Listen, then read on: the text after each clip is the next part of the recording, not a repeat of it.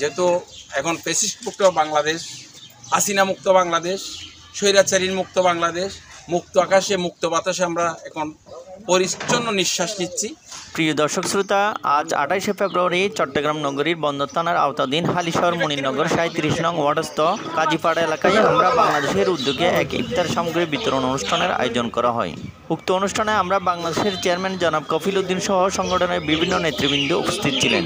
আমরা বাংলাদেশের চেয়ারম্যান জনাব কফিল উদ্দিন বিগত ফ্যাসিবাদী সরকারের আমলে তীব্র সমালোচনা করে বলেন, কাজীপাড়া 37 নম্বর ওয়ার্ড আমরা বাংলাদেশি কর্তৃক আয়োজিত আজকের এই ইফতার সামগ্রী বিতরণের আমরা আজকে 17 বছর আওয়ামী ফ্যাসিস্ট সরকারের কারণে আমরা মানুষের দুয়ারে দুয়ারে গেছি, কিন্তু অত্যন্ত লুকোচুরিভাবে। আমরা এই সংগঠনটা সেই 2009 সালে আমরা যখন প্রতিষ্ঠা করি, তৎসময় থেকে আমরা মানব সেবা, খেলাধুলা এগুলো সবসময় নিয়োজিত থাকতাম।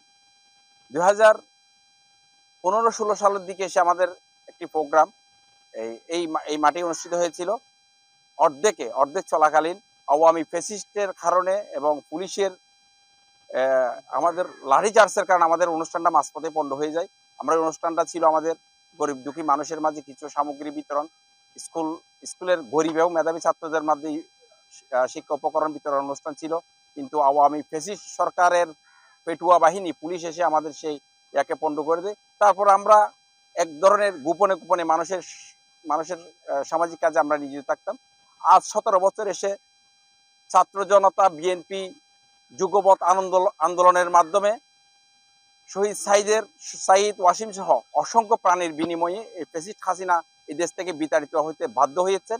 এখন আমরা মুক্ত আকাশে, মুক্ত বাতাসে, মুক্ত মনে আজকে আবার আমরা বাংলাদেশের আয়োজনে ইফতার সামগ্রী বিতরণ করতেছি।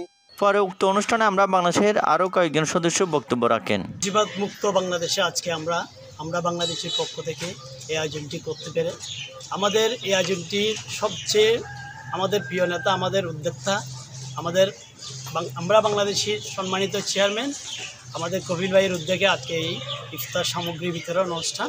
আমরা কপিল ভাইকে অসংখ্য ধন্যবাদ জানাচ্ছি। আমাদের তার জিয়ার নির্দেশ অনুযায়ী যাতে আমরা মানুষের কাছে যেতে পারি, সেই জন্য এই উদ্যোগটা। আর আমরা হাদিস শরীফে আছে, এলাকাবাসীকে ক্ষুধার্ত রেখে যারা ঘুমাতে যাবে আল্লাহ তাদের জন্য জান্নাত হারাম করেছে। সেই অনুভূতি থেকে আমাদের কপিল ভাই অসহায় মানুষদের মাঝে ইফতার বিতরণ করার জন্য যে অনুভূতিটা আসছে, আমরা কপিল ভাইকে অসংখ্য ধন্যবাদ জানাচ্ছি। আমরা দরুদুস সালাম পেশ করছি সেই মহান আমাদের প্রিয় নবী হযরত মুহাম্মদ সাল্লাল্লাহু আলাইহি ওয়াসাল্লামের, যিনি আমাদেরকে আল্লাহর পক্ষ থেকে বার্তা নিয়ে এসেছিলেন। আজকে এই যে আমরা রমজান আসলো, এই রমজানে আমরা মানবতার কাজ কীভাবে করব, রাসূলুল্লাহ ইসলাম আমাদেরকে সেই বার্তা নিয়ে এসেছিল। আমরা এভাবে প্রকাশ্যে এসে আমরা আমাদের কার্যক্রম করতে পারি নাই, গোপনে আড়ালে করেছি। তার মধ্যেও ফ্যাসিস্ট সরকার, আওয়ামী লীগের দোসর আমাদেরকে বিভিন্নভাবে হয়রানি করেছে। হয়রানির মাধ্যমে আমরা অনেক নির্যাতিত, অনেক নিপীড়িত। এখন আল্লাহর কাছে শুকরিয়া আদায় করছি। এ পর্যায়ে ফ্যাসিস্ট সরকারকে হটার পরে আমরা একটা অনুষ্ঠান করতেছি। আমরা বাংলাদেশি অনুষ্ঠানটা এখন প্রকাশ্য করতে পারতেছি। অসহায় মানুষের পাশে দাঁড়ানোর জন্য ওনার অনেকটা অবদান আছে।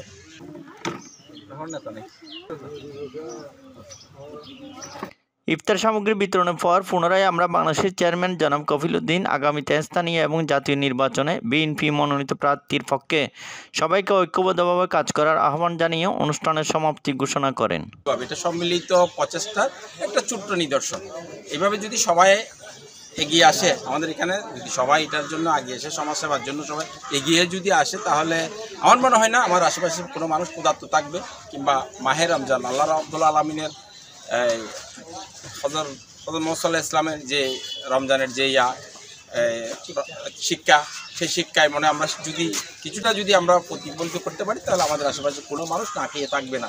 আর পরিশেষে আমি আপনাদের উদ্দেশ্যে বলবো, যেহেতু এখন ফ্যাসিস্ট মুক্ত বাংলাদেশ, হাসিনা মুক্ত বাংলাদেশ, স্বৈরাচারী মুক্ত বাংলাদেশ, মুক্ত আকাশে মুক্ত বাতাসে আমরা এখন পরিচ্ছন্ন নিঃশ্বাস নিচ্ছি। আগামীতে বাংলাদেশ যে গণতন্ত্রের পথে যে যাত্রা শুরু করেছে, তার লাস্ট স্টেজে যখন গণতান্ত্রিকভাবে তত্ত্বাবধায়ক নির্বাচন হবে, সেই নির্বাচনে আমাদের দেশনেত্রী বেগম খালেদা জিয়া এবং তারেক রহমানের মনোনীত অত্র এলাকা থেকে আমাদের ইসরাফিল খসরু মাহমুদ চৌধুরী বা আমির খসরু মাহমুদ চৌধুরী বিএনপির যে আমরা সবাই বিএনপির সাথে থাকবো। স্থানীয় ইলেকশনও যদি বিএনপির কোনো প্রার্থী থাকে, আমরা সবসময় বিএনপির সাথে 37 নম্বর ওয়ার্ডের কাউন্সিল ইলেকশনে আমরা বিএনপির যে প্রার্থী থাকবো, আমরা সবাই সেই প্রার্থীর সাথে থাকবো। পরিশেষে আমি আমার সহযোদ্ধা যারা আছে, আমরা সবাই সহযোদ্ধা, আমার সহযোদ্ধা ভাইরা যারা আছে সবাইকে ধন্যবাদ জানাচ্ছি। আশা করব আগামীতেও যে কোনো দুর্যোগে, যে কোনো মানব সেবায় কিংবা যে কোনো উৎসবে আমরা এভাবে একসাথে চলবো, এটি আশা ব্যক্ত রেখে এবং সব শেষে মহান রব্বুল আলামিনের দরবারে অপূরন্ত শুকরিয়া আদায় করে হালিশহর টিভি, স্পেশালি হালিশহর টিভিকে, দেলোয়ার ভাইকে ধন্যবাদ দিয়ে আজকের অনুষ্ঠান আমরা এখানে পরিসমাপ্ত ঘোষণা করলাম। আসসালামু আলাইকুম।